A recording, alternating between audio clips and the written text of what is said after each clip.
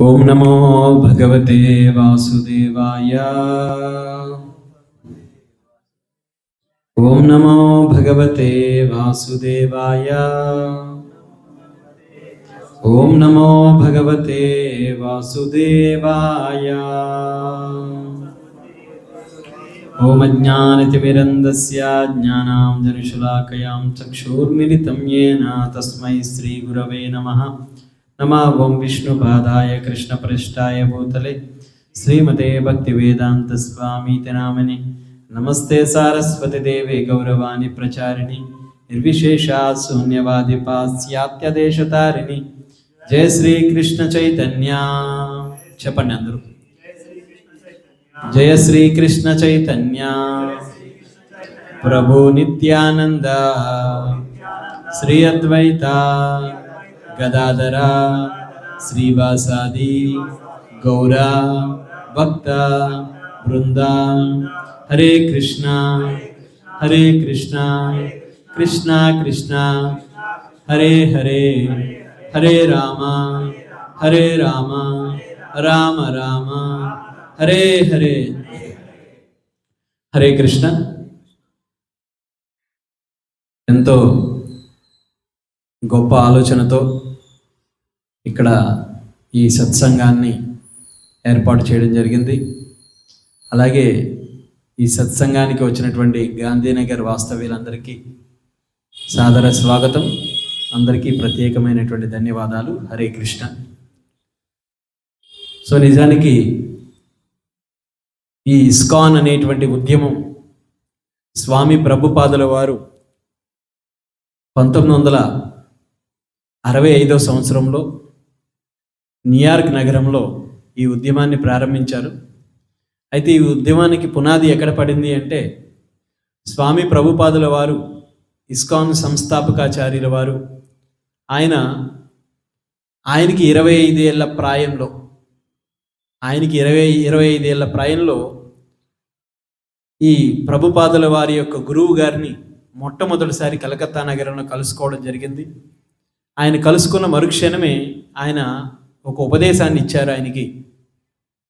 ఆయన గురువు గారు భక్తి సిద్ధాంత సరస్వతి గోస్వామి మహారాజ్ ఠాకూర్ అని వారు ఒక ఉపదేశాన్ని ఇచ్చారు.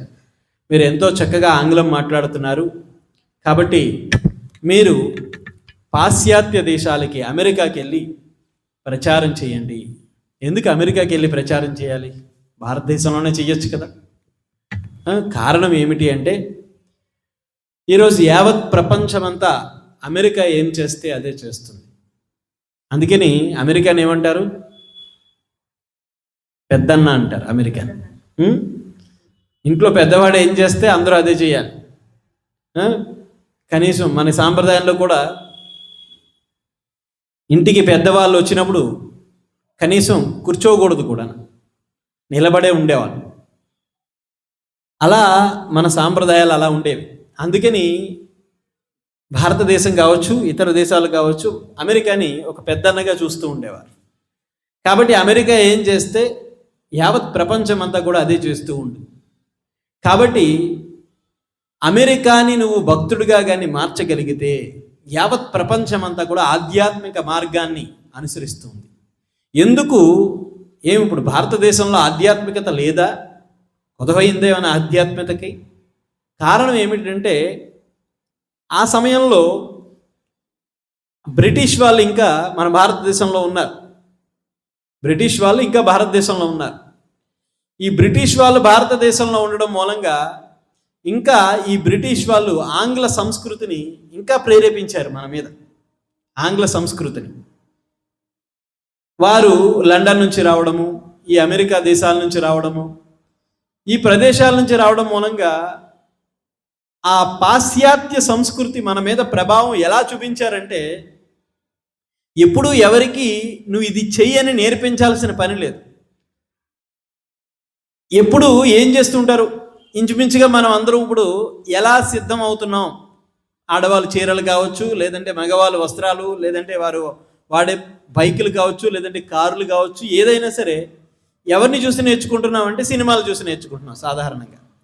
అప్పుడులో ఇంత సినిమాలు ఈ ఎఫెక్ట్ అంతా ఉండేది కాదు. కాబట్టి ఇప్పుడు బాగా సినిమా ప్రభావము, ఈ మొబైల్ ప్రభావం బాగా పెరిగిపోవడం మూలంగా అందరూ వీటిని చూసి నేర్చుకుంటూ ఉన్నాం.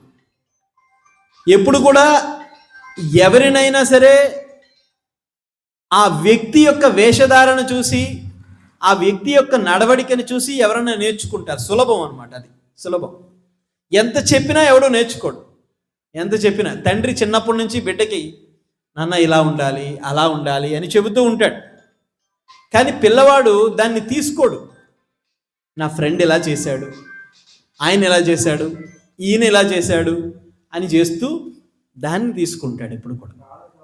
కాబట్టి ఈ పాశ్చాత్య దేశాల్లో ఆ ప్రభావము ఈ ఆంగ్లం మాట్లాడేటటువంటి వాళ్ళు ఎవరైతే ఉన్నారో, ఈ ఫారినర్స్ ఎవరైతే ఉన్నారో, అప్పుడు బ్రిటిషన్స్ ఎవరైతే ఉన్నారో, వాళ్ళు తిరిగేటటువంటి కార్లు, వాళ్ళు వేసుకునేటటువంటి వస్త్రాలు, ఇవి భారతీయుల మీద చాలా ప్రభావం చూపించింది. అంటే భారతీయుల మీద అంటే ఎవరి మీద అంటే ఏదో అంత ఇంత చదువుకున్నటువంటి వాళ్ళ మీద ప్రభావం బాగా చూపించింది. ఎందుకంటే వీళ్ళు ఆ పాశ్చాత్యులు ప్రారంభించినటువంటి, అంటే ఈ బ్రిటిష్ వాళ్ళు ప్రారంభించినటువంటి కళాశాలలో చదువుకోవడం, దాని ఎఫెక్టు, దాని యొక్క ప్రభావం వీళ్ళ మీద చాలా ప్రభావం చూపించి వీళ్ళు కూడా ఏం చేశారంటే ఆ పాశ్చాత్య ధోరణిలోకి వెళ్ళిపోయి ఆధ్యాత్మికత అనేటువంటి కరువైపోయింది. కాబట్టి నువ్వు అమెరికా దేశస్థుడిని కానీ భక్తుడిగా మార్చగలిగితే యావత్ ప్రపంచమంతా ఆనందంగా ఉంటుంది. అంతే కదండి. ఇప్పుడు అమెరికా ఏం చేస్తే అది చేస్తుంది. అమెరికా వాడు ఎటువంటి బట్టలు వేసుకుంటే మనం కూడా అటువంటి బట్టలు వేసుకుంటాం. అసలు మన సాంప్రదాయ వస్త్రాలంటే ఇవి కదా.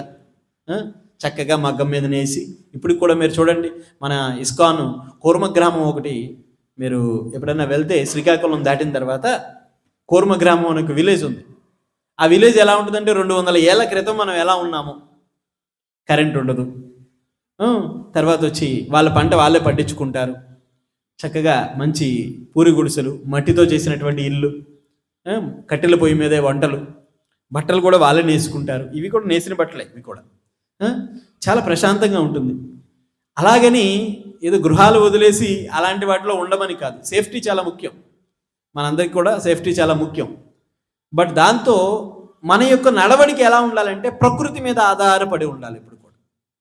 ఎందుకంటే ప్రకృతికి కూడా కొన్ని లాస్ ఉన్నాయి కదా, దానికి విరుద్ధంగా నడుచుకుంటే ప్రకృతి చేత శిక్షించబడతాం. కాబట్టి అట్లీస్ట్ కొన్ని, అంటే మనం తినేటటువంటి ఆహారం దగ్గర నుంచి, మనం వేసుకునేటటువంటి వస్త్రధారణ దగ్గర నుంచి, వీటిని ప్రకృతి సిద్ధంగా తయారైతే బాగుంటుంది. అయితే అమెరికా ఏం చేస్తే అదే చేస్తుంది. అమెరికా వాడు ఎటువంటి బట్టలు వేసుకుంటే అటువంటి బట్టలు, అమెరికా వాడు కంటికి స్పెట్స్ పెట్టుకుంటేనే మనం కూడా పెట్టుకుంటున్నాం, అమెరికా వాడు ఎటువంటి ఆహారాన్ని తింటే అట్లాంటివి తింటున్నాం. భగవంతుడు చక్కగా మంచి చెయ్యి ఇచ్చాడు, దీంతో తిన్న మనిషి స్పూన్స్తో తినడం మొదలు పెట్టాం. చేత్తో తిన్నప్పుడు చాలా బాగుండేది అంతా కూడా. పిల్లలకి చూడండి, ఎప్పుడు కూడా మంచిగా చేత్తో కలిపి పెట్టాలనేవారు. ఏంటి, ఈ 5 వేలలో 5 తత్వాలు ఉన్నాయి. 5 వేలలో 5 తత్వాలు ఉన్నాయి. అందుకే చూడండి, మీరు ముద్ర, ధ్యాన ముద్రలో ఈ ముద్ర, ఈ ముద్ర, తర్వాత ఈ ముద్ర, ఇలా ఈ ముద్రల ద్వారా ధ్యానం చేయమంటారు. ఎందుకంటే ఈ 5 వేలలో 5 తత్వాలు ఉన్నాయి. అందులో ఒకటి భూమి, ఆకాశము, పృథివీ, అదే వాయువు, తర్వాత వచ్చి జలము, అగ్ని, ఇలా 5 తత్వాలతో కూడుకున్నటువంటిది మన శరీరంలో ఈ వేలల్లోనే ఉంది. అందుకని చేంజ్ చేయమంటారు, నోటితో, ఈ చేతితో తినమంటారు. కానీ ఎప్పుడైతే మనం ఈ స్పూన్స్తో తినడం అలవాటు చేసుకున్నామో, ఈ 5 తత్వాలు మన శరీరంలోకి వెళ్ళట్లేదు కదా. అప్పుడు ఆహారం ఏమవుతుంది, విషం అయిపోతుంది కదా. సో కాబట్టి ఈ పాశ్చాత్య ప్రభావం మన మీద చాలా ఎక్కువ చూపించింది. ఈ ప్రభావంతో మనం ఏం చేసామంటే ఈ ఆధ్యాత్మికతని మర్చిపోతూ వస్తూ ఉన్నాం, నెమ్మదిగా మర్చిపోతూ ఉన్నాం.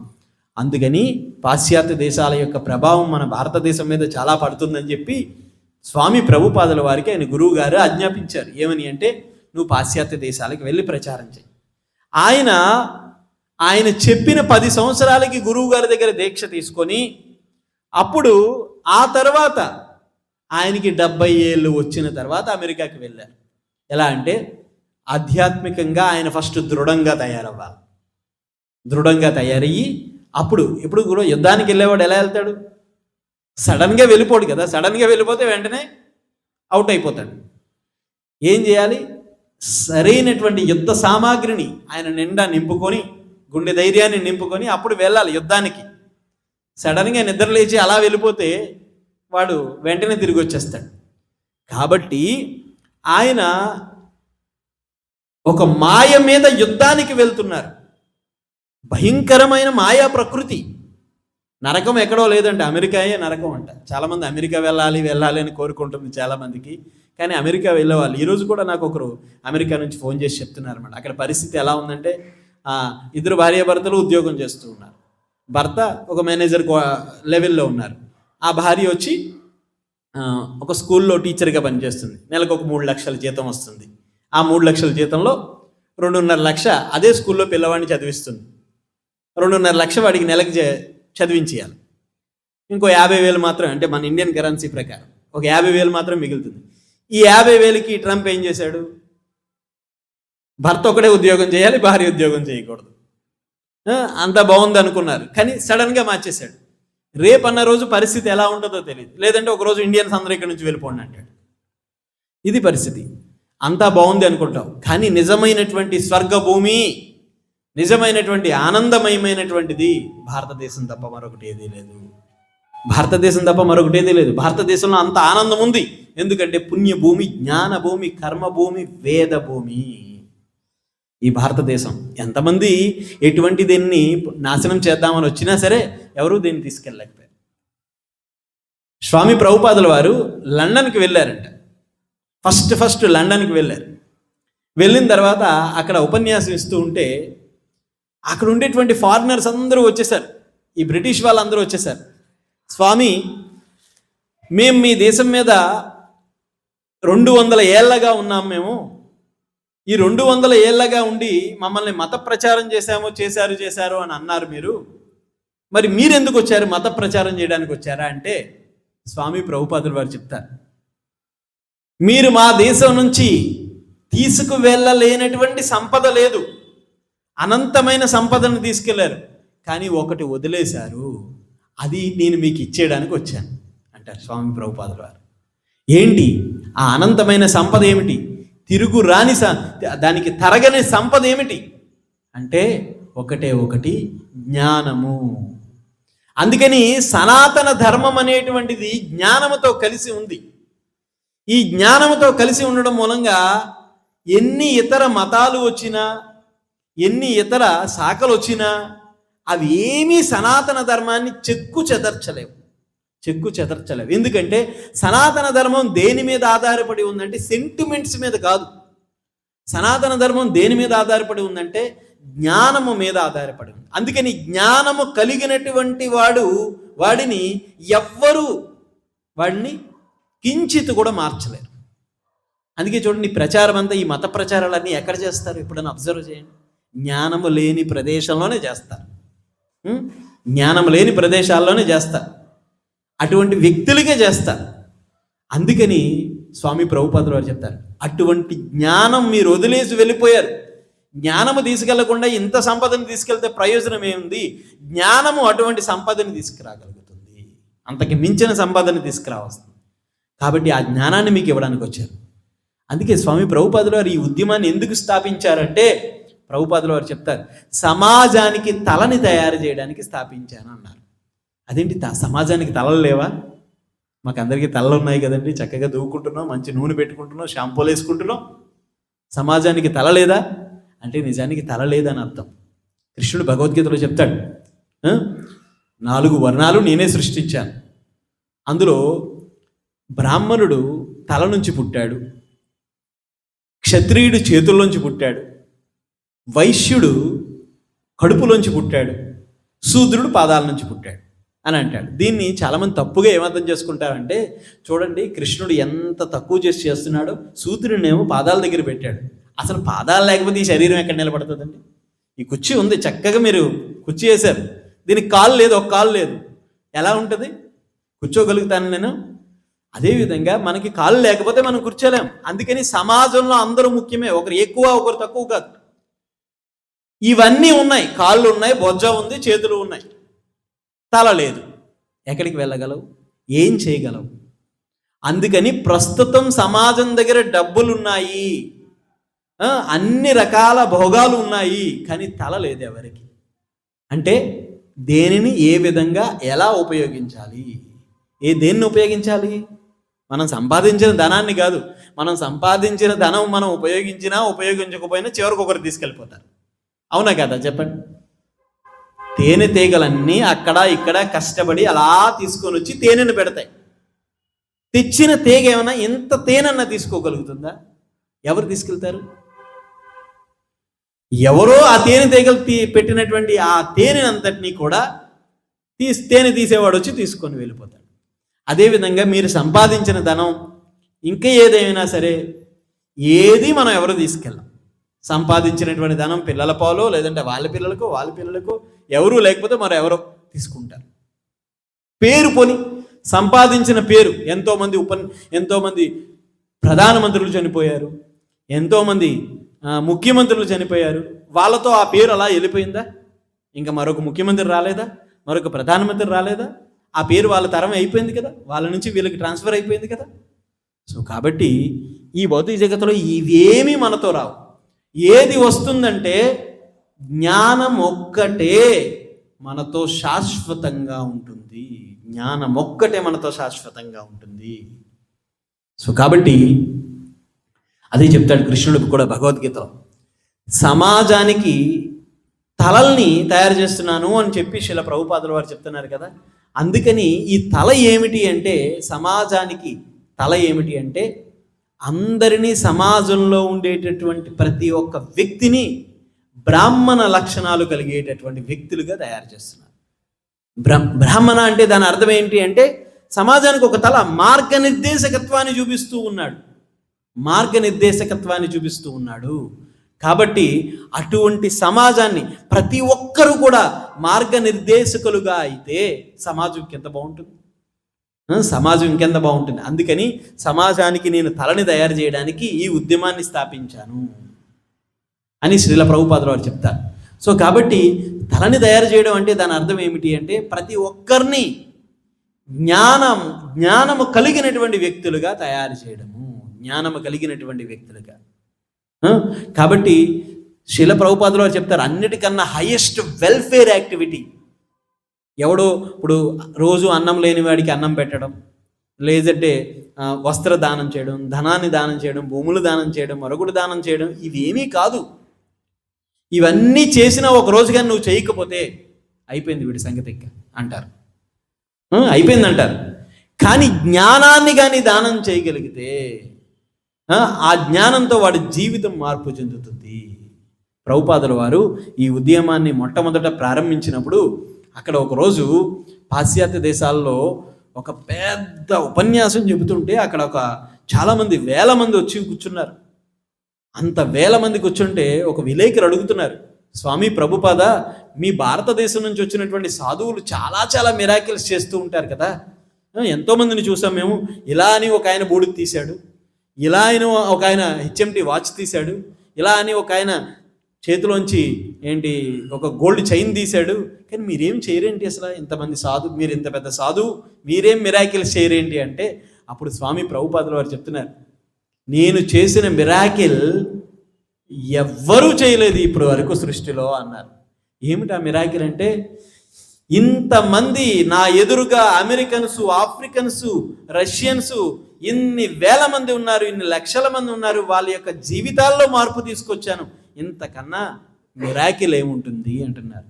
నిజమైనటువంటిది ఏమిటి అంటే మనిషి యొక్క నడవడికలో మార్పు తీసుకురావడమే అన్నిటికన్నా ఉత్తమమైనటువంటిది. హెచ్ఎంటి వాచ్ పెట్టుకుంటే ఎవరికి కావాలండి? మెడలో బంగారపు చైన్ వేసుకుంటే ఎవరికి కావాలి చెప్పండి? ఎవరన్నా ఈయన బంగారపు చైన్ వేసుకున్నాడు కాబట్టి నేను ఈయన ఫాలో అవుతాను అనడానికి ఉందా? ఈయన హెచ్ఎంటి వాచ్ పెట్టుకున్నాడు కాబట్టి నేను ఈయన ఫాలో అవుతాను, ఈయన బెంజ్ కార్ నడుపుతున్నాడు కాబట్టి. అవన్నీ చేసేవాళ్ళు సమాజంలో చాలామంది ఉన్నారు, కానీ నడవడికలో మార్పు కావాలి. నడవడికలో మార్పు ఎవరు తీసుకురాగలుగుతారంటే ఎవరైతే దీనిని ఆచరిస్తారో, ఈ ఉన్నతమైనటువంటి సనాతన మార్గాన్ని ఎవరైతే ఆచరిస్తారో వాడు మాత్రమే ఈ సమాజాన్ని మార్చగలుగుతాడు. అందుకని స్వామి ప్రభుపాదుల వారు ఇలా ప్రతి చోట ఈ ఇస్కాన్ హరే కృష్ణ సెంటర్స్ని డెవలప్ చేస్తూ ప్రతి ఒక్క శిష్యుడికి ఆయన చెప్పినటువంటి ముఖ్య సూచన ఏంటంటే, ఈ ఉద్యమాన్ని స్థాపించిన తర్వాత ప్రతి ఒక్క నగరంలో కూడా ఈ హరే కృష్ణ ఉద్యమాన్ని ప్రారంభించాలి. దానికి శాఖోపశాఖలుగా ఈ విధంగా వీటిని జనరల్గా మేము ఎప్పటి నుంచో నాకు ఒక ఆలోచన ఉన్నది. ఆలోచన ఏంటంటే భక్తి వృక్ష సెంటర్ అంటారు. మా గురువు గారు పరమ పూజ్య జయపతాక స్వామి గురు మహారాజ్, ఆయన యొక్క ఆలోచన ఏమిటి అంటే, ప్రభుపాదుల వారి యొక్క ప్రథమ శిష్యుల్లో ఆయన ఒకరు అనమాట. ఆయన ఏం చెప్తారంటే భక్తి వృక్ష అనేటువంటి కార్యక్రమాన్ని ఇప్పుడు ఎవరికి కావాలి చెప్పండి? మీరు ఆధ్యాత్మికంగా ఉండాలి అని ఎవరైనా కేర్ తీసుకునే వాళ్ళు ఉన్నారా ఈరోజు? మీరు ఏదో గుడికి వెళ్తారో, ఆ గుడిలో చక్కగా పంతులు గారు పూజ చేసేస్తారు, లేదంటే మాకు ఈ ప్రాబ్లం ఉంది, ఈ బాధ ఉంది అంటే ఆ పూజ చేయండి, ఈ పూజ చేయండి అని చెప్పేస్తారు, స్వస్తి అయిపోయింది. కానీ ఎవరు దగ్గరుండి కేర్ తీసుకొని మీరు జపం చేస్తున్నారా, ఆధ్యాత్మికంగా ఉండండి, ఆధ్యాత్మిక మార్గాన్ని అనుసరించండి అని కేర్ చేసేవాళ్ళు ఈరోజు ఎవరు లేరు. ఆ బాధ్యతని ఇస్కాన్, ఈ హరే కృష్ణ ఉద్యమం తీసుకుంది. ప్రతి ఒక్క వ్యక్తి యొక్క ఆధ్యాత్మిక నడవడికని తీసుకొని వాడి జీవితంలో ఆనందంగా ఉండే విధంగా తయారు చేస్తుంది. ఈరోజు సమాజంలో చూస్తున్నాము ఎంత నష్టము జరుగుతుంది సమాజంలో అంటే, సమాజంలో ఎంతోమంది యువత చెడు అలవాట్లకి బానిసలైపోయి ఎంతోమంది బిడ్డల్ని కన్నటువంటి తల్లిదండ్రులు రోధిస్తూ ఉన్నారు. బిడ్డలు ఏమి అడిగితే తల్లిదండ్రులు అవన్నీ ఇస్తున్నారు. అవన్నీ ఇవ్వడం మూలంగానే వాళ్ళు మళ్ళా నష్టపోతున్నారు, బిడ్డల్ని కోల్పోతున్నారు, సరైనటువంటి సమాజానికి మంచి సంతానాన్ని ఇవ్వలేకపోతున్నారు. కాబట్టి ఏం చేయాలి? వీళ్ళకి జ్ఞానం ఉండాలి, వాళ్ళకి జ్ఞానం ఉండాలి, యువతకి జ్ఞానం ఉండాలి, పెద్దవాళ్ళైనటువంటి మనకి జ్ఞానం ఉండాలి. కాబట్టి ఇస్కాన్ ఈ కేర్ తీసుకుంటుంది ప్రతి ఒక్కరికి. డివోటీ కేర్ అంటారు దాన్నే. కేర్ తీసుకొని ప్రతి ఒక్కరూ ఎలా ఆనందంగా ఉండాలి. ముఖ్యంగా మేము ఈ కార్యక్రమం ప్రారంభించడానికి కారణం ఏంటంటే మీరందరూ ఆనందంగా ఉండాలి, అంతే. కృష్ణుడు ఆనందనిధి అని స్వామి ప్రభుపాదుల వారు ఒక పుస్తకాన్ని రాశారు. కృష్ణుడు ఆనందనిధి, Krishna is reservoir of all pleasures అన్నారు. కృష్ణుడే నిజమైనటువంటి ఆనందనిధి.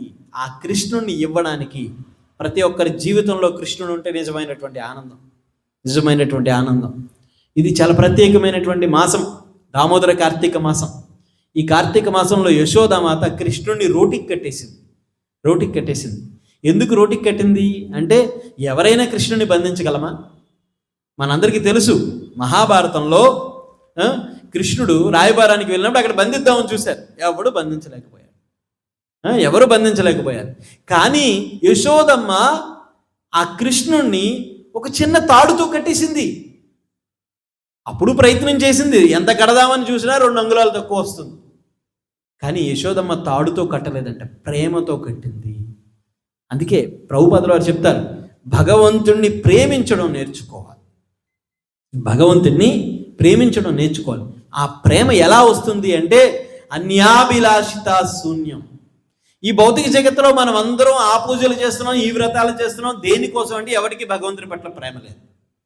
ఈరోజు భగవంతుడు ఈ వరాన్ని ఇవ్వలేదంటే పార్టీ మార్చేస్తారు, అంతే. ఎవరైనా ఇదే చేస్తారు. లేదండి ఎన్నాళ్ళు పూజించారండి, ఏం ఒక్క కోరిక కూడా నెరవేరదు. వాళ్ళు అంటారు, మా దేవుడి దగ్గర రండి, మీ కోరికలన్నీ నెరవేరిపోతాయి అంటాడు. ఈరోజు సమాజంలో ఇది భక్తి. అందరూ అనుకుంటున్నారు చాలా పెరిగిపోయింది భక్తి, చాలా పెరిగిపోయింది. ఏంటి భక్తి పెరిగిపోయింది? మన కోరికలు పెరిగిపోయాయి. మన కోరికలు పెరిగిపోబట్టే అక్కడ 7 వారాలు రోజు వెళ్తే, ప్రతి వారం వెళ్తే మన కోరికలన్నీ నెరవేరిపోతున్నాయంటే, అరే ప్రేమతో వెళ్ళవయ్యా. 7 వారాలు రోజు వెళ్ళిపోవాలా? 7 వారాలు వెళ్ళు, ఎవరు వద్దనలేదు, కానీ ప్రేమతో వెళ్ళు. నీ కోరిక నెరవేరుతుంది అనే భావనతో కానీ వెళ్తే ఒక రోజు నెరవేరదు. ఎందుకంటే మనము సపోటా విత్తనం వేస్తే సపోటా చెట్టు వస్తుంది, మామిడి విత్తనం వేస్తే మామిడి చెట్టు వస్తుంది. నువ్వు మామిడి విత్తనం వేసి సపోటా కాయ రావాలంటే ఎట్లా వస్తుంది? నీ కోరిక నెరవేరాలి అంటే నువ్వు ఎటువంటి కర్మ, మనం బ్యాంకులో బ్యాలెన్స్ వేస్తేనే కదా దాని నుంచి తీసుకోగలుగుతాం. నువ్వు మంచి కర్మ చేయకుండా నువ్వు ఎలా ఫలాన్ని పొందుతావు? ఆయన ఏమన్నా కోరికలు తీర్చడానికి, ఆయన ఏమన్నా మనకి సేవ కూడా చెప్పండి. భగవంతుడు మన కోరికలు నెరవేర్చడానికి ఎప్పుడు ఇవేనా? నాకు బిడ్డ కావాలి, భార్య కావాలి, లేదంటే పెళ్ళి కావాలి, ఇల్లు కావాలి, ఇళ్ళాలు కావాలి, లేదంటే ఇంత ధనం కావాలి, ఈ అప్పులు తీరాలి. ఇదేనా భగవంతుడి దగ్గర కోరుకునేది? ఏం చేయాలి? ప్రేమించాలి, భగవంతుడిని ప్రేమించాలి. చూడండి, ఇద్దరు యువకులు ప్రేమించుకుంటారు. ఎలా ప్రేమించుకుంటారు? 24 గంటలు ఆమె ఈయన ధ్యాసలో ఉంటుంది, ఈయన ఆమె ధ్యాసలో ఉంటాడు, ఆమె ఏం చేస్తుంది, ఈయన ఏం చేస్తున్నాడు, ఇదే ధ్యాసలో ఉంటారు. అంటే ఈ భౌతిక జీవితంలో అది నిజమైన ప్రేమ కాకపోవచ్చు, అది కామమే, దాని యొక్క అంతిమ లక్ష్యం కామమే. కానీ భగవంతుని పట్ల ఆ ధ్యాస ఉండాలి మనకి. 24 గంటలు భగవంతుని గుర్తు తెచ్చుకోగలగాలి. దానికే ఇదంతా చేసేది. ఎందుకంటే కృష్ణుడు భగవద్గీతలో చెప్తాడు, అంతే నారాయణ స్మృతి. భాగవతం చెప్తుంది, అంత్యకాలేచ మామేవ స్మరన్ ముక్త కలేవరం. ఇంకో శ్లోకంలో కూడా కృష్ణుడు చెప్తాడు, యం యం బాపి స్మరన్ భావం యదన్యంతే కలేవరం తం తం ఏవతి కౌంతేయ తదా తద్భావ భావితః అంటాడు కృష్ణుడు. చచ్చే ముందు ఏ భావనతో చనిపోతే అదే జన్మ తీసుకుంటాం. మరి ఈ ధ్యాస అంతా ఏంటి? ఆయన ధ్యాస మీద ఉండాలి అంటున్నాను కదా. ఏ ధ్యాస ఉండాలి అంటే ఆయన మీద ఉండాలి. అంటే నిరంతరం మనం ఎంత చేసినా ఆయన మీద ఉండదు. ఏం చేయాలి? ఆయన్ని ధ్యానించాలి. ఎలా అంటే ఇందాక నేను చెప్పిన ఉదాహరణ, యువకులు ప్రేమించుకునేటప్పుడు ఏ ధ్యానంలో అయితే ఉంటారో అలా మనం ఆయన్ని ప్రేమించడం కానీ నేర్చుకుంటే, ఆ భగవంతుని ప్రేమించడం కానీ నేర్చుకుంటే అప్పుడు నిరంతరం అంత్యకాలం వరకు ఆయన్ని స్మరించగలుగుతాం. ఎందుకంటే చచ్చిపోయే ముందు, ఈ శరీరాన్ని వదిలే ముందు మన యొక్క పరిస్థితి ఎలా ఉంటుందంటే, మన పరిస్థితి ఏమిటంటే కొన్ని వేల తేళ్ళు మనల్ని కుట్టినటువంటి పెయిన్, అంత బాధ ఉంటుందంట. ఒక తేలు కుడితేనే ఎంత బాధగా ఉంటుంది. ఎవరైనా కుట్టిందా? తేలు చాలా బాధ ఉంటుంది కదా. అలాంటిది కొన్ని వేల తేళ్ళు మన మీద అటాక్ చేస్తే కృష్ణ, రామ, గోవింద, నారాయణ, అచ్యుత అనగలుగుతావా? తేలు వచ్చింది, ముందు చెప్పు చేయండి రా, కొట్టండి అంటాడు, లేకపోతే అని అరుస్తాడు. అంతేగాని భగవంతుడు ఎక్కడ గుర్తుంటాడు? చచ్చే ముందు ఆ మృత్యు సమయంలో మన బిడ్డలు, మన ఇల్లు, మన పరివారము ఇవే గుర్తొస్తాయి. కానీ ఆ కృష్ణుడు ఎక్కడ గుర్తొస్తాడు? ఆ రాముడు ఎక్కడ గుర్తొస్తాడు? అందుకు నిరంతరం మనం ఆ ధ్యానంలో ఉంటే చిట్ట చివరి సమయంలో ఆయన గుర్తొస్తాడు. అందుకు ఇది చెయ్యాలి. అంతేగాని ఈరోజు మీరు భగవన్నామం జపం చేసినంత మాత్రాన రేపు ఉదయం మనకేమి కేరళ లాటరీ తగలదు రేపు ఉదయానికి. అలాంటి భగవంతుని పట్ల అటువంటి ధ్యాస మానేయాలి. భగవంతుని ఎలా అంటే అన్యాభిలాషిత శూన్యం జ్ఞాన కర్మాది అనావృతం అనుకూల్యేన కృష్ణానుశీలనం భక్తి ఉత్తమం. ఉత్తమమైన భక్తి ఏమిటంటే ఎటువంటి కోరిక లేకుండా భగవంతుని సేవించగలగడం. అలా సేవిస్తే భగవంతుడు అటువంటి వాడిని చూస్తాడు, అటువంటి వాడిని చూస్తూ ఉంటాడు. అయితే అదేంటండి, నేను అటువంటి కోరికలు ఏమి లేదు, అయినా సరే భగవంతుడు నన్ను ఏం చూడట్లేదు, ఈ కోరికలు కోరుకున్న వాడినే చూస్తున్నాడు, వాడే చక్కగా పెద్ద పెద్ద కారుల్లో బంగళాల్లో తిరుగుతున్నాడు. ఎవరు ఏదైనా సరే కర్మ మీద ఆధారపడి ఉంటుంది. మనం ఎటువంటి కర్మ చేస్తే అటువంటి ఫలితాన్నే పొందుతాం. సో వాళ్ళు పుణ్యకర్మ ఎప్పుడో చేశారు, అందుకని వాళ్ళు ఇప్పుడు పుణ్యాన్ని అనుభవిస్తున్నారు. తర్వాత భగవంతుడు ఇచ్చినటువంటి ఆ యొక్క దాన్ని దుర్వినియోగపరుచుకున్నప్పుడు తర్వాత మరలా చెడ్డ కర్మ అనుభవించాల్సిందే, తప్పదు. కాబట్టి ఈ యొక్క ఇస్కాన్ ఉద్యమము, ఈ హరే కృష్ణ ఉద్యమం యొక్క లక్ష్యం ఏంటంటే ప్రతి ఒక్కరి హృదయాల్లో ఆనందాన్ని నింపడమే. సో కాబట్టి మీరందరూ, మా మందిరం ఇక్కడి నుంచి చాలా దూరంగా ఉంది, మీరందరూ అంత దూరం రాలేరు. కానీ కామేష్ గారు ఒక మంచి నిర్ణయాన్ని తీసుకొని ఇక్కడ గుప్తా గారి సహకారంతో, ఇలా మా మల్లికార్జున ప్రభు సహకారంతో ఇక్కడ ఇలా సత్సంగాన్ని పెట్టడం చాలా గొప్ప విషయం. ఎందుకంటే ఇదే భగవంతుని యొక్క అంటే భక్తుల యొక్క కరుణ ఇలాగే ఉంటుంది. ఎందుకంటే భక్తుడి యొక్క కరుణ తన ఒక్కడే అనుభవించాలి అనుకోడు, 10 మందికి ఈ దివ్యమైన దాన్ని ఇవ్వాలి అనుకుంటాడు. మనం ఏదన్నా ఉన్నతమైనది పొందుతున్నామంటే అది 10 మందికి పంచాలి. నువ్వు ఒక్కడే దాచుకుంటే కాదు, 10 మందికి పంచగలగాలి. అది చెప్తారు శ్రీ చైతన్య మహాప్రభు, యారే దేకే తారే కహే కృష్ణ ఉపదేశ్ అంటారు. ఎవరిని కలిసినా, ఎవరితో మాట్లాడినా కృష్ణుడి కోసం మాట్లాడు, దాంట్లో కర్మ లేదు. 2 రోగులు మాట్లాడుకుంటారు, ఏం మాట్లాడుకుంటారు? అరే నీ షుగర్ ఎంత, నా షుగర్ ఎంత, ఇదే కదా మాట్లాడుకుంటారు. 2 దొంగలు మాట్లాడుకుంటారు, ఏం మాట్లాడుకుంటారు? నేను ఆ వీధిలోకి వెళ్ళానురా, ఆ వీధిలో వాడు ఉన్నాడు, నువ్వు అక్కడికి వెళ్ళకు, అక్కడ ఏం డబ్బులు లేవు అంటాడు. తర్వాత వచ్చి 2 విద్యార్థులు మాట్లాడుకుంటారు, వాళ్ళ యొక్క విద్య కోసం మాట్లాడుకుంటారు. మరి 2 భక్తులు మాట్లాడుకుంటే ఏం మాట్లాడుకోవాలి? భగవంతుడి కోసం మాట్లాడాలి. అందుకని భక్తుడితో ఎందుకు సహవాసం చేయాలి అంటే భక్తుడితో మాట్లాడిన ప్రతి మాట మనల్ని కర్మలో బందీ అయ్యేటట్టుగా చేయదు. కానీ అభక్తుడితో మాట్లాడిన మాట ఏం చేస్తుందంటే వాడు చేసినటువంటి పాపం, వాడు చూసినటువంటి పాపంలో మనం పంచుకునేలా చేస్తుంది. చాలా గొప్ప నిర్ణయం తీసుకున్నారు. సో దీన్ని డెవలప్ చేద్దాం ఇంకా బాగా. ఈ చుట్టుపక్కల ఉండేటువంటి ప్రతి ఒక్కరూ కూడా ఈ కార్యక్రమానికి అటెండ్ అయ్యేలా చేద్దాం. సో ఇంకా దీన్ని విస్తృతంగా ప్రచారం చేద్దాం. ఈ చుట్టుపక్కల గాంధీనగర్ ఉండేటువంటి ఏరియాలో ఉండేటువంటి చుట్టుపక్కల వాళ్ళందరూ వచ్చేటట్టుగా దీన్ని డెవలప్ చేద్దాం. ఇంకేదైనా సహకారం మా నుంచి, టెంపుల్ నుంచి కూడా కావాలంటే మేము సహాయం చేస్తాం. హరే కృష్ణ. ధన్యవాదములు. గ్రంథరా శ్రీమద్ భాగవత భగవద్గీత మహాపురాణకి, జగద్గురు శీల ప్రభుపాదికి, హరినామ కలియుగ యుగధర్మ హరినామ సంకీర్తనకి నితాయ్ గౌర్ ప్రేమానందే.